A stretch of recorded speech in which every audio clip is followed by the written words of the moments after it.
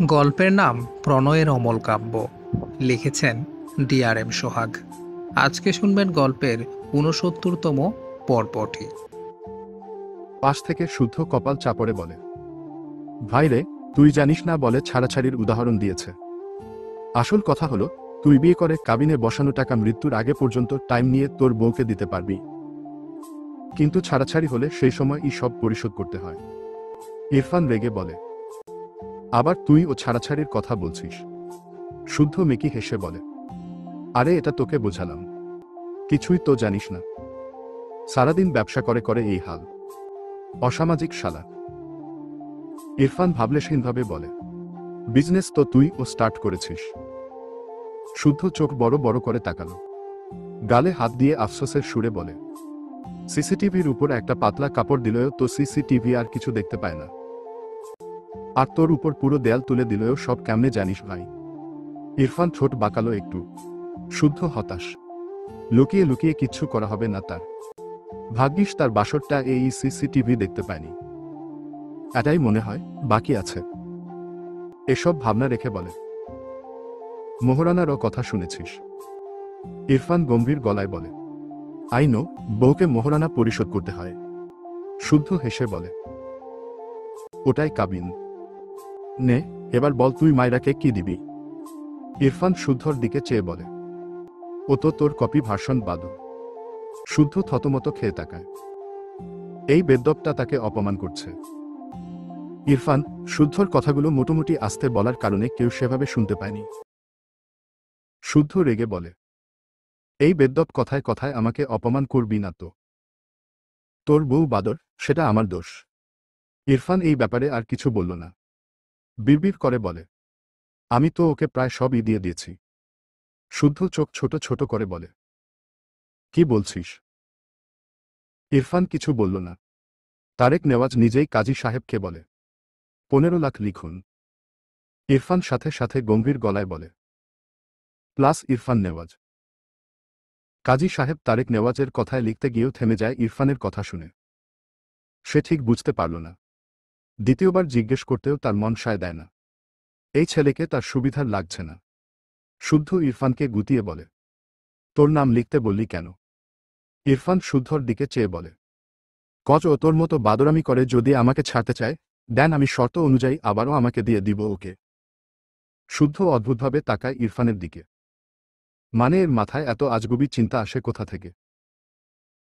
ইরফানের সব ঠিকঠাক করে কাজী সাহেব বিয়ে পড়ানোর জন্য কথা বলতে নিলে শুদ্ধ পাশ থেকে বলে, ওহে চাচা, আপনি এসব ভুলভাল পদক্ষেপ কেন নিচ্ছেন? কাজী সাহেব থতমত খেয়ে তাকায়। সে যে কাদের বিয়ে পড়াতে এসেছে এটা ভেবেই হাজারো আফসোস হচ্ছে। শুদ্ধ হেসে বলে, আমি থাকতে অন্য কারো বিয়ে আগে পড়াবেন, এসব হয় নাকি? এরকম করলে তো আপনি খাবার পাবেন না চাচা। বিয়েতে এসে না খেয়ে গেলে আপনার অপমান হয়ে যাবে। আমি আবার বেশ উদার মনের মানুষ, কাউকে অপমান করতে পারি না। নিন নিন, আমার বিয়ে আগে পড়ান। মামা, তুমি থাকতে তোমার ছেলের শুদ্ধকে রেখে কুড়িয়ে পাওয়া ইরফানের বিয়ে আগে পড়াচ্ছে, এসব তুমি কি করে মেনে নিচ্ছিলে?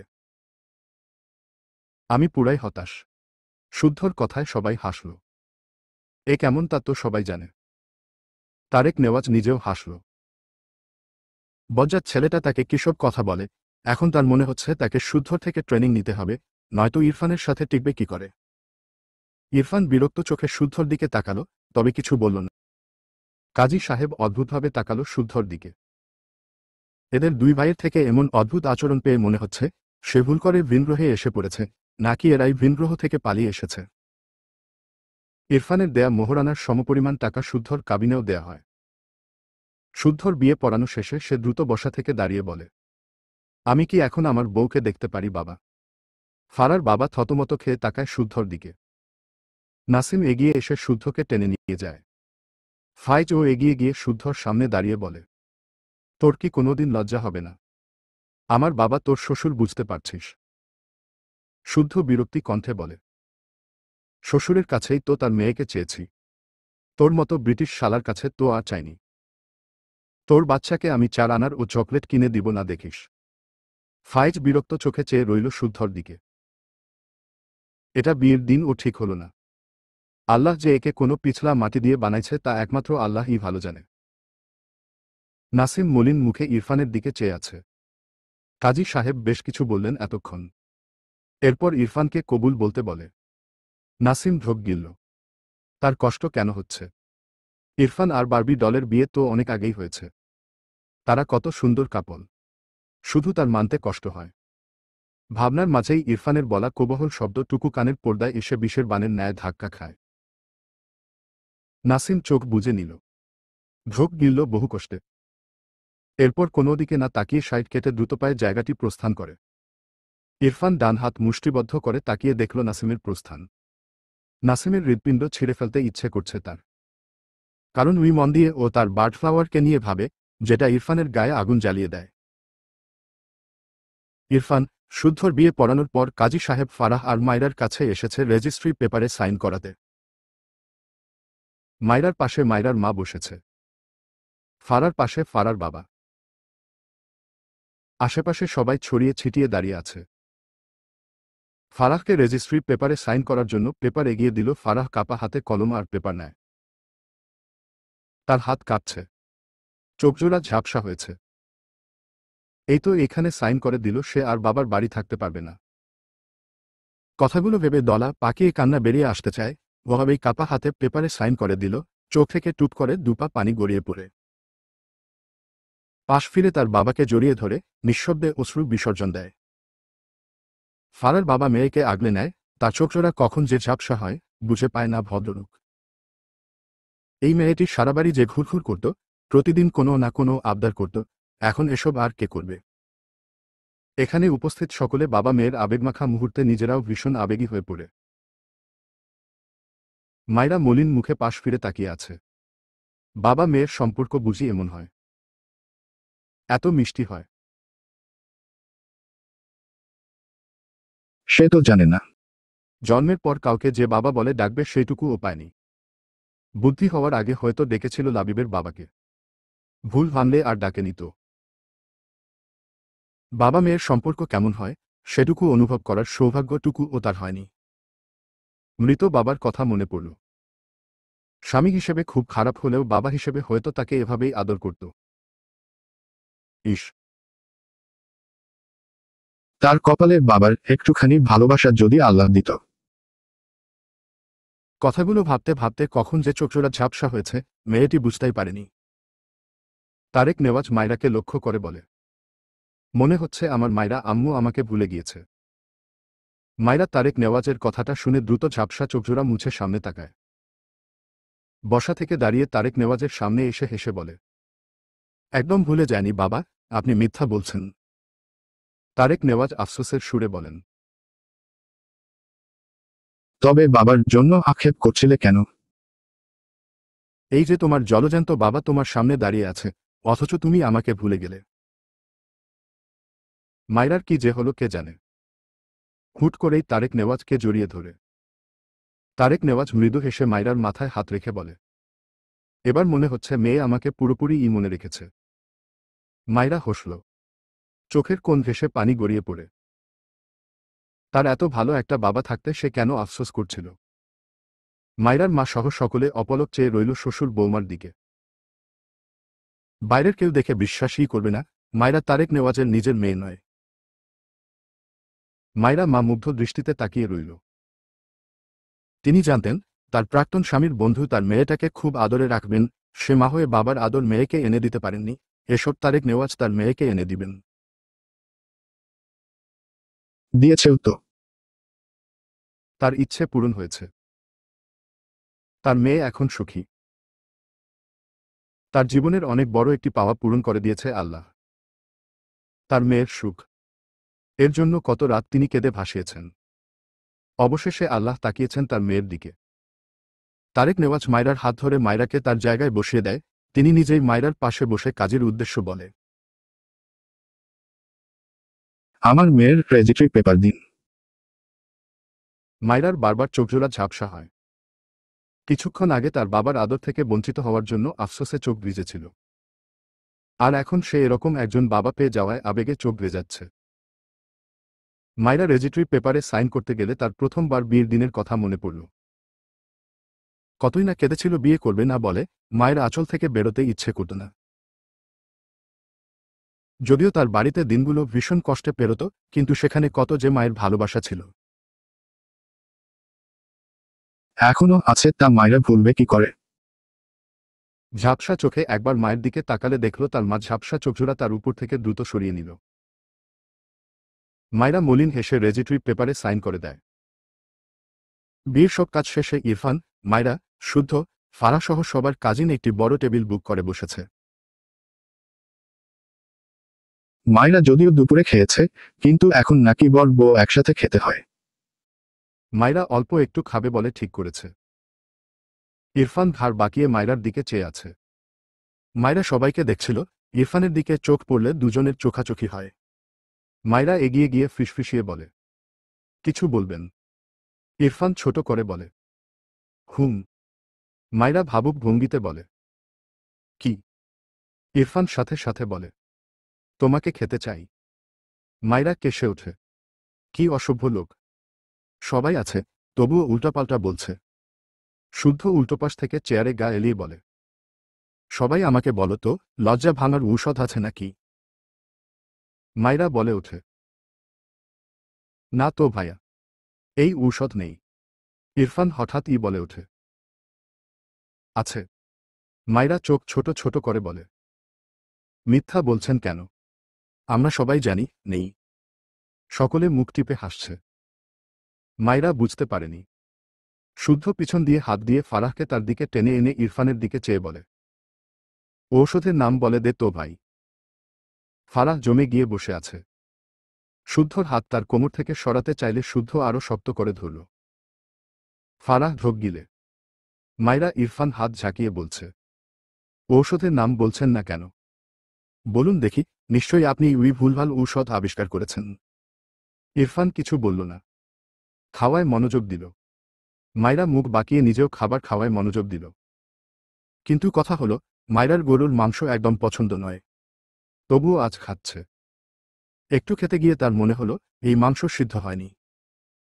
একটা মাংস নিয়ে সেই কখন থেকে গুতাচ্ছে, মেজাজ খারাপ হলো। রাগে একটি গ্লাস নিয়ে প্লেটের মধ্যে হাত ধুয়ে নিল।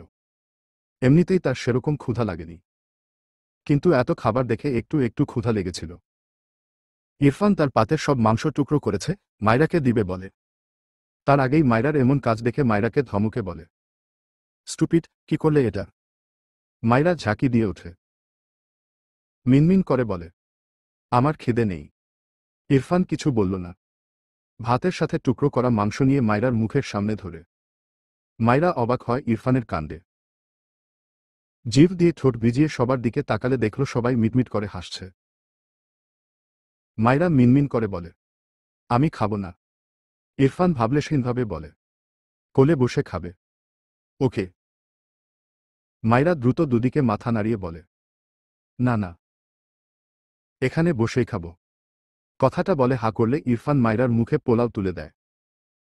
মিথিলা হেসে বলে, ভাবি তুমি নিশ্চিন্তে খাও, আমরা চোখের উপর হাত দিচ্ছি। হবে না। মায়রা মুখের খাবার চিবোতে চিবোতে মাথা নিচু করে নেয়। সবাই শুধু তার সাথে মজা নেয়। শুদ্ধ মাথা নিচু করে খেতে খেতে বলে, একটা লজ্জাশীল বউ পেয়েছি। এবার একটা লজ্জাহীন বউ লাগবে।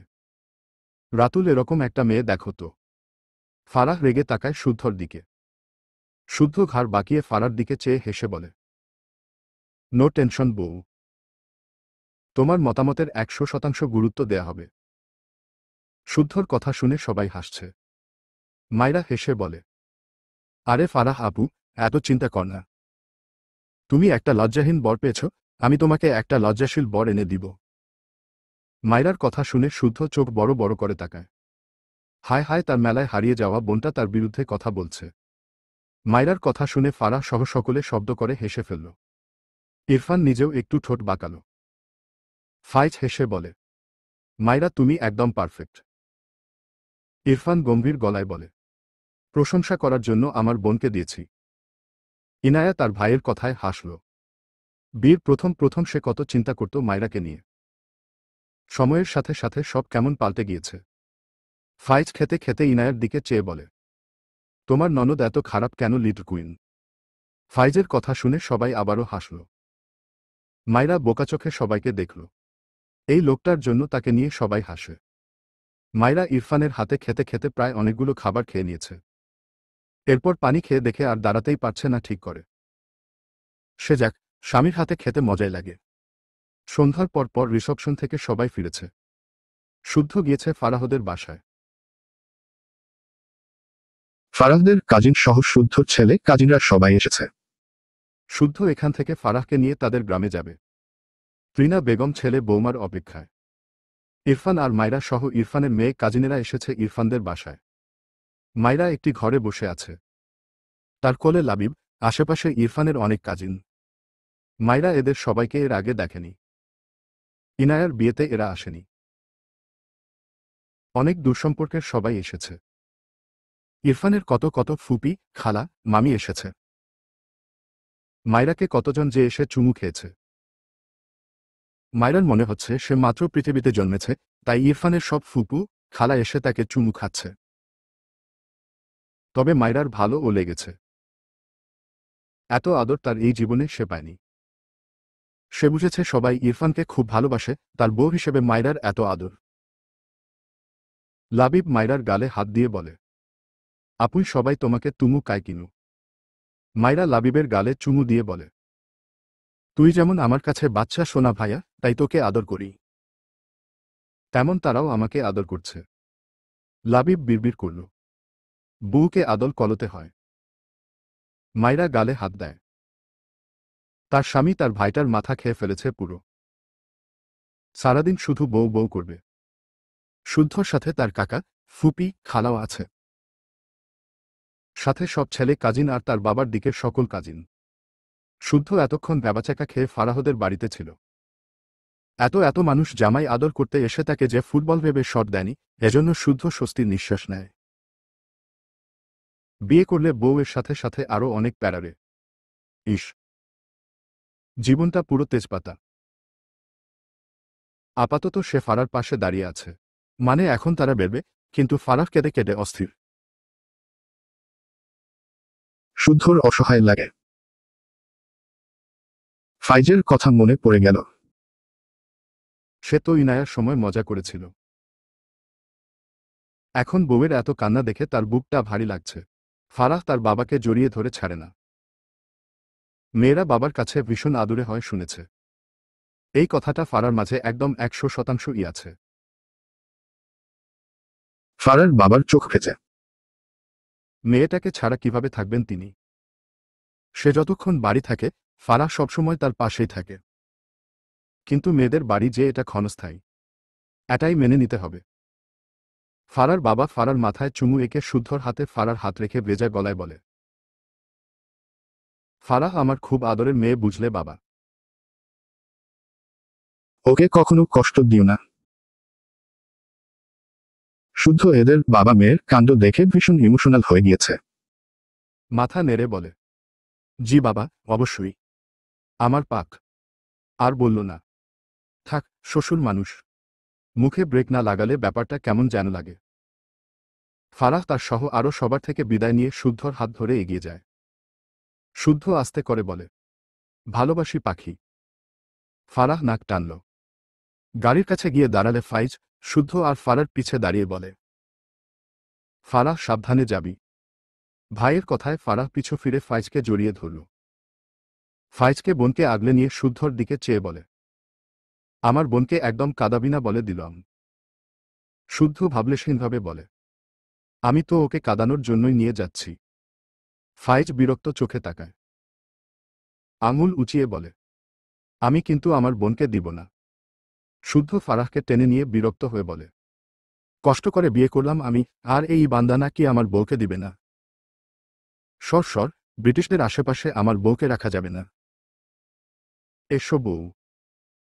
এরপর গাড়ির দরজা খুলে দিল ফারাহ। আবারও তার ভাইয়ের দিকে তাকায়, নিজেকে সামলে গাড়িতে উঠে বসলে শুদ্ধ ও ফারার পাশে উঠে বসলে গাড়ি ছেড়ে দেয়। পিছন পিছন আরও 4টে গাড়ি। সবগুলো শুদ্ধদের বাড়ি যাবে। গাড়ি ছেড়ে দিতেই ফারাহ দুহাতের মাঝে মুখ নিয়ে ফুপিয়ে ওঠে। শুদ্ধ অসহায় চোখে তাকায়। তার খারাপ লাগছে। তাকে আপাতত নিজের কাছে নিজেকেই ভিলেন লাগছে। মনে হচ্ছে সে বাবা আর মেয়েকে আলাদা করছে। ভিলেন হলে হোক, তার বউ ছাড়া চলে না। এত উদার হলে বউটাকে পাবে কোথায়? মুখ গোল করে শ্বাস ফেলে বলে। ফারাহ পাখি, আর কত কাঁদবে বলো তো? রাতেও তো কাঁদতে হবে নাকি? এখনই সব পানি শেষ করে ফেলছ। তুমি কি কোনোভাবে ভাবছ পরে আমার থেকে চোখের পানি ধার নিবে? কিন্তু আমি তো ফ্যাচফ্যাচ করে কাঁদতে পারি না পাখি, কি করে ধার দিব বলো? তাই বলছি, এখন একটু জমিয়ে রাখো। ফারাহ কান্নামাখা চোখে শুদ্ধর দিকে তাকায়। রেগে বলে, এত ফালতু কথা কিভাবে বলো তুমি? শুদ্ধ মন খারাপ করে বলে, আর কান্না করো না পাখি। আমি তোমাকে গ্রামে গিয়ে গরু, হাঁস, মুরগি, ছাগল সব কিনে দিব। তুমি গরুর গোবর পরিষ্কার করবে, হাঁস, মুরগি, ছাগলদের নিয়ে সংসার করবে, তখন দেখবে তোমার আর কারো কথা মনে পড়বে না। আমি নিজ দায়িত্বে তোমাকে কাজে ব্যস্ত রাখব। একটু থেমে বলে, জানো পাখি, গোবর দিয়ে অনেক কিউট কিউট জিনিস বানানো যায়, তুমিও বানাবে কেমন? আমি সব ব্যবস্থা করে দিব। এই তো এভাবেই আমি ফালতু সমান মহৎ কাজের কথা বলি। বুঝেছ তো? ফারাহ চোখমুখ কুঁচকে শুদ্ধর দিকে চেয়ে আছে। শুদ্ধ মুখ লুকিয়ে হাসল। থেমেছে কান্না। উফ, এখন একটু শান্তি লাগছে। ফারাহকে টেনে নিয়ে বুকে জড়িয়ে নিল। ফারাহ কিছু বলল না। শুদ্ধ ফারার মাথায় চুমু এঁকে মৃদুস্বরে বলে, আমি তো শহরেই থাকি। যখন ইচ্ছে হবে আমাকে বলবে, নিয়ে আসবো আমি। কথাটা বলে ফারার মুখ উঁচু করে। অন্ধকারে ফারাহকে দেখতে পায় না। শুকনো ঠোঁটে আলতো করে চুমু আঁকে একটা। ফারাহ একটু নড়ে ওঠে। শুদ্ধ মৃদু হাসল। দুহাতে ফারাহকে জড়িয়ে নিয়ে কানের কাছে মুখ নিয়ে ফিসফিসিয়ে বলে, আমার বউ, আমার ভালোবাসা। ফারাহ কেঁপে ওঠে। বা হাতে শুদ্ধর শেরওয়ানির একটু অংশ মুঠো করে ধরে। শুদ্ধ চোখ বুজে প্রশান্তিময় হাসল। রাত তখন 10টা। ইরফান ছাদে দাঁড়িয়ে সিগারেটের ধোঁয়া উড়াতে ব্যস্ত। নাসিম ছাদে এসেছিল একটু একা থাকতে। কিচ্ছু ভালো লাগছে না তার। ইরফানের বাবা তাকে যেতেই দিচ্ছে না। একটু একা থাকতে ছাদে এসে ইরফানকে দেখে আর সামনে এগোয় না। ইরফান পিছু ফিরে নাসিম দেখল। অন্ধকারে কেউ কাউকে দেখতে পায় না। নাসিম ছাদ থেকে নামার জন্য উল্টো ঘুরে এক পা এগোলে হঠাৎই পিছন থেকে ইরফানের কণ্ঠ পেয়ে তার পা থেমে যায়, পিছু ফিরে অবাক হয়ে তাকায় ইরফানের দিকে। নিজে থেকেই ইরফানের সামনে এসে দাঁড়ায়। নাসিমের চোখ দুটো লাল। ইরফান নাসিমকে তীক্ষ্ণ চোখে অবলোকন করল। রাগে তার শরীর জ্বলছে। এর এই বেহাল দশা তার বউয়ের জন্য। সে কিছুতেই মানতে পারছে না। নাসিম ঢোক গেলে কিছু বলতে চায়, তার আগেই ইরফান নাসিমের বাম গালে কষিয়ে একটা থাপ্পড় মেরে দেয়। নাসিম বিস্ময় দৃষ্টিতে তাকায় ইরফানের দিকে। ইরফান দুহাতে নাসিমের কলার টেনে দাঁতে দাঁত চেপে বলে, বার্ডফ্লাওয়ারকে নিয়ে ভাবা স্টপ না করলে তোকে আমি খুন করে ফেলব নাসিম। নাসিম ঢোক গিলে বলে, তাহলে খুন করে দে। ইরফান নাসিমকে গায়ের জোরে ধাক্কা দেয়। নাসিম দুপা পিছিয়ে যায়।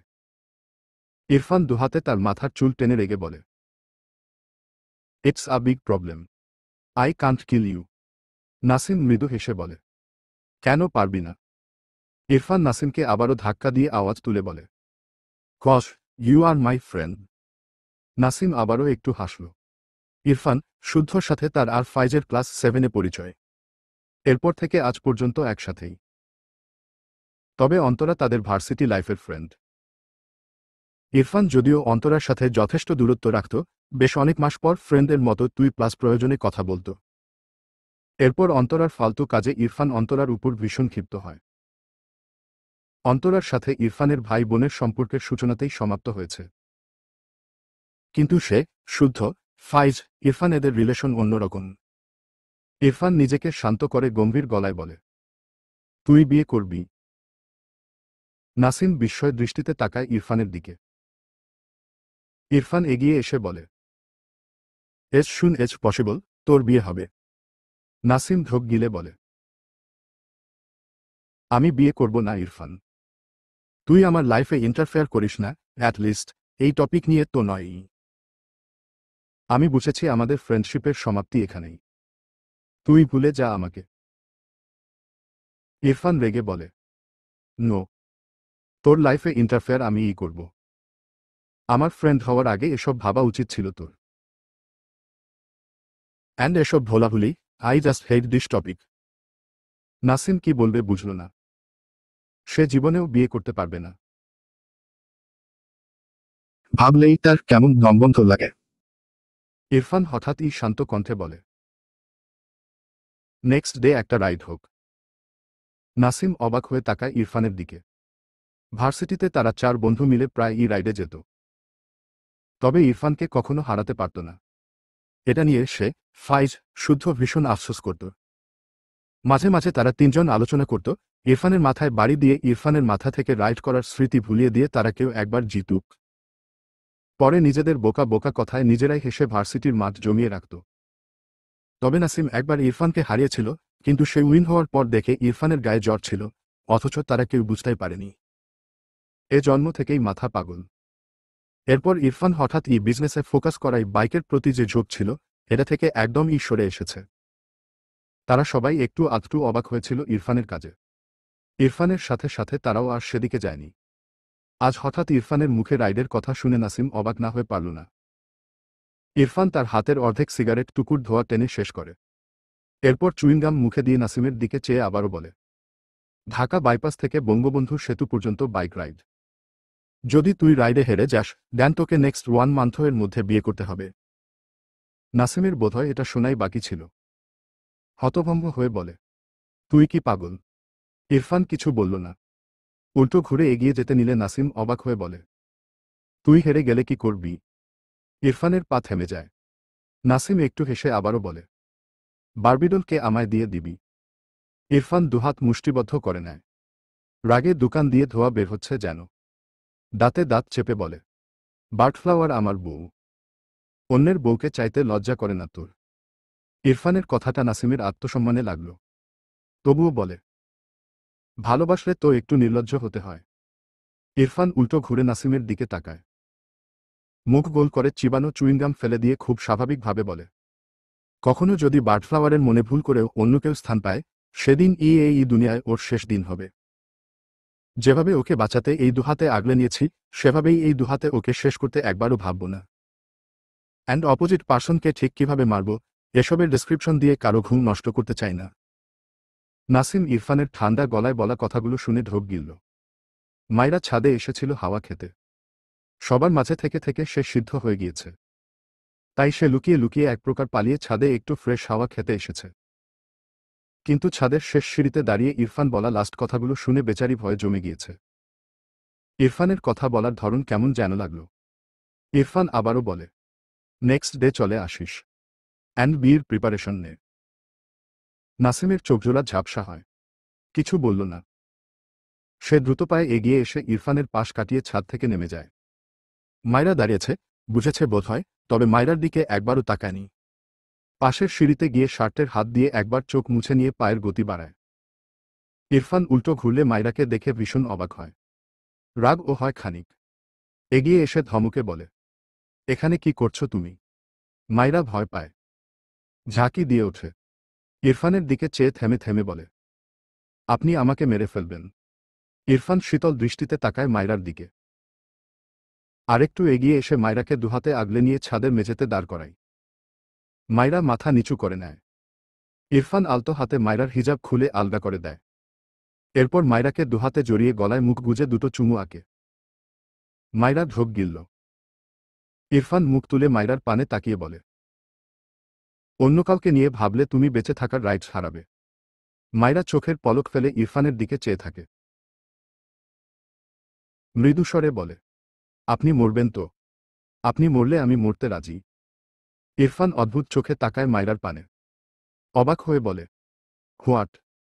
মায়রা কোমরে হাত দিয়ে বলে, ওমা, আমাকে মেরে আপনি আরেকজনকে বিয়ে করে তার সাথে ফস্টিনস্টি করবেন? এত সহজ নাকি? এসব ভেবে থাকলে ভুলে যান। জানেন না, বাঙালি বউরা তার স্বামীদের নিয়ে খুব পজেসিভ হয়। ইরফান মায়রার কথা শুনে নিঃশব্দে হাসল। দুহাতের আজলায় মায়রার মুখ নিয়ে মৃদুস্বরে বলে, জাস্ট আমাকে নিয়ে ভাববে? তাহলে তোমার হাতে চাঁদ ও এনে দিব। মায়রা চোখ ছোট ছোট করে বলে, আমি আপনাকে নিয়েই ভাবি। চাঁদটা কবে এনে দিবেন? আমার কিন্তু আসল চাঁদই চাই। ইরফান থতমত খেয়ে তাকায়। কথাটা দ্বারা সে একটা বোঝালো, আর এই স্টুপিড কি বলছে? বিরক্তি কণ্ঠে বলে, স্টুপিড গার্ল। ভালো হবে না তুমি। মায়রা মুখ বাঁকিয়ে বলে, নিজে যে মিথ্যা মিথ্যা ডায়লগ দিচ্ছেন, সে বেলায় কিছু না। আমি চাইলেই দোষ। ইরফান কিছু বলল না। সে ভুলে কেন যায়? সে একটা বাদরকে বিয়ে করেছে। এসব ভাবনা রেখে মায়রার ঠোঁটজোড়া আঁকড়ে ধরে মায়রাকে নিজের দিকে টেনে নেয়। ধীরে ধীরে মায়রার শাড়ি এলোমেলো করতে ব্যস্ত হয়। মায়রা ছটফটিয়ে ধাক্কা দেয় ইরফানকে। ফলস্বরূপ মায়রা নিজেই দুপা পিছিয়ে যায়। ইরফান প্রচণ্ড বিরক্ত চোখে মায়রার দিকে তাকায়। ইরফান এগোতে নিলে মায়রা তার হিজাব হাতে নিয়েই কোনো রকমে দৌড়ে সিঁড়ি বেয়ে নামতে থাকে। পিছু ফিরে রেগে বলে, অসভ্য লোক একটা। আপনার ঘর আমি বেচে দিব। ঘর তো কোনো কাজে লাগে না আপনার। ইরফান বিরক্ত চোখে মায়রাকে দেখল। ঘড়িতে রাত 12টার ঘর ছাড়িয়েছে। ইরফান ঘরে প্রবেশ করে দরজা আটকে বেডের দিকে তাকালে দেখল বিভিন্ন ধরনের ফুল দিয়ে বেড সাজানো। এগিয়ে গিয়ে দেখল বেডের মাঝখানে বার্ড ফ্লাওয়ার দিয়ে একদম বার্ড ফ্লাওয়ারের আকৃতি করে সাজানো। এটা ইরফান নিজেই করেছে তার পেইন্টিং রুমের বেলকনিতে লাগানো বার্ড ফ্লাওয়ারের গাছ থেকে। কল্পনায় সে মায়রাকে দেখতে পায় এই বার্ড ফ্লাওয়ারগুলোকে দেখলে। ঘরের চারপাশে চোখ বুলিয়ে মায়রাকে না দেখে ভ্রু কোঁচকাল। পেইন্টিং রুমের লাইট ঝালানো দেখে সেদিকে এগিয়ে যায়। দরজা ঠেলে পুরোটা খুলে ভেতরে প্রবেশ করলে দেখল মায়রা দোলনায় ঘুমিয়ে গিয়েছে। মায়রার দিকে চেয়ে ধীরে ধীরে মায়রার সামনে এসে দাঁড়াল। সেই সকালের সাজ এখনো আছে, আবারও সেজেছে নাকি? একটুও নষ্ট হয়নি। বাম হাত হয়ে শান্ত হয়ে ঘুমিয়ে আছে। দুহাতে কিছু একটা আঁকড়ে ধরে বুকে জড়ানো। ইরফান এক পা বাইরে রেখে দোলনার ভেতর মায়রার পাশে বসল। হাত বাড়িয়ে মায়রার জড়িয়ে রাখা জিনিসটি আলতো হাতে ছাড়িয়ে নিয়ে চোখ বুলালে দেখল আজকে তার আর মায়রার পিক, যেখানে ইরফান হাঁটু মুড়ে বসে মায়রার শাড়ির কুচি ঠিক করে দিচ্ছে। ইরফানের মুখে হাসি ফুটে ওঠে। মায়রা ছাদ থেকে এসে এটা এঁকেছে বুঝল। তার মতো নিখুঁত না হলেও সুন্দর হয়েছে। তবে ইরফানের কাছে মায়রার আঁকা এই পিকটি তার সব নিখুঁত আঁকা পিকের চেয়ে ভীষণ ভালো লাগল। হাতের পিকটি টেবিলের উপর রেখে দুহাতে মায়রাকে উঠিয়ে তার বুকে জড়িয়ে নিল। বা হাতে মায়রাকে জড়িয়ে রেখে ডান হাতে ধীরে ধীরে মায়রার সব গহনা খুলে দেয়। নাকের নথ খুলতে গিয়ে মায়রা একটু ব্যথা পেয়ে ঘুমের ঘোরে মৃদু আর্তনাদ করে উঠলে ইরফান দ্রুত ছেড়ে দেয়, নাকের পিঠে আলতো চুমু খেয়ে মৃদুস্বরে বলে, সরি। এরপর ইরফান আবারও খুবই ধীরে ধীরে নথটি খুলে রেখে দেয়। মায়রার ঘুম হালকা হয়েছে। পিটোপিট করে চোখ মেলে তার সামনে ইরফানকে দেখে দ্রুত সোজা হয়ে বসে ঘুমু ঘুমু চোখে ইরফানের দিকে তাকায়। তাকে সবাই বলেছিল ইরফানের জন্য অপেক্ষা করতে, সেও অপেক্ষা করছিল। কিন্তু কখন ঘুমিয়েছে বুঝতেই পারেনি। নিজের কাজে নিজেই বিরক্ত হল। দুহাতে চোখ ডলে ইরফানের দিকে চেয়ে ঘুম জড়ানো কণ্ঠে বলে, সরি, আমি ভুল করে ঘুমিয়ে গিয়েছিলাম। ইরফান বিমোহিত দৃষ্টিতে মায়রার দিকে চেয়ে আছে। মাঝারি চওড়া কপাল, ঘুমু ঘুমু চোখ দুটি, তবুও কি স্বচ্ছ। পাতলা ও ঘন পাপড়ি বারবার উঠানামা করছে, নাকের রেখা সোজা। কোমল ঠোঁট দুটি হালকা বাঁকানো। ইরফান নিখুঁতভাবে মায়রাকে অবলোকন করে। তার চোখে মুখে ঘোর লেগে যায় তার এই বাচ্চা বউকে দেখলে। ঘুমানোর কারণে মায়রার চোখমুখ হালকা ফোলা ফোলা। ইরফানের দৃষ্টিতে মুগ্ধতার রেশ বাড়তেই থাকে। ইরফান ঢোক গিলে মৃদুস্বরে ডাকে, বউ। মায়রা কেঁপে ওঠে। কিভাবে যেন ডাকল ইরফান। ইরফানের দৃষ্টিতে দৃষ্টি মিললে মায়রা তার লাজুক চোখজোড়া নামিয়ে নেয়। ইরফান মায়রাকে টেনে তার কোলে বসালো। মায়রা জিভ দিয়ে ঠোঁট ভেজায়। ইরফান ডান হাতে মায়রার কাঁধের আঁচলে আটকানো সেফটিপিন খুলতে নেয়। মায়রা এলোমেলো দৃষ্টি ফেলে ঢোক গিলে। ইরফান হাতের সেফটিপিন খুলে ছুঁড়ে ফেলে, এরপর হুট করেই মায়রার কাঁধ থেকে আঁচল ফেলে দিল। মায়রা দ্রুত ইরফানকে জড়িয়ে ধরে চোখমুখ খিচে কাপা কণ্ঠে বলে, কি করছেন? ইরফান দুহাতে মায়রাকে জড়িয়ে নেয়। কানের পিঠে শব্দ করে চুমু এঁকে ঘোরের মাঝে উত্তর দেয়, আদর করব বউ, চলবে ইনশাআল্লাহ।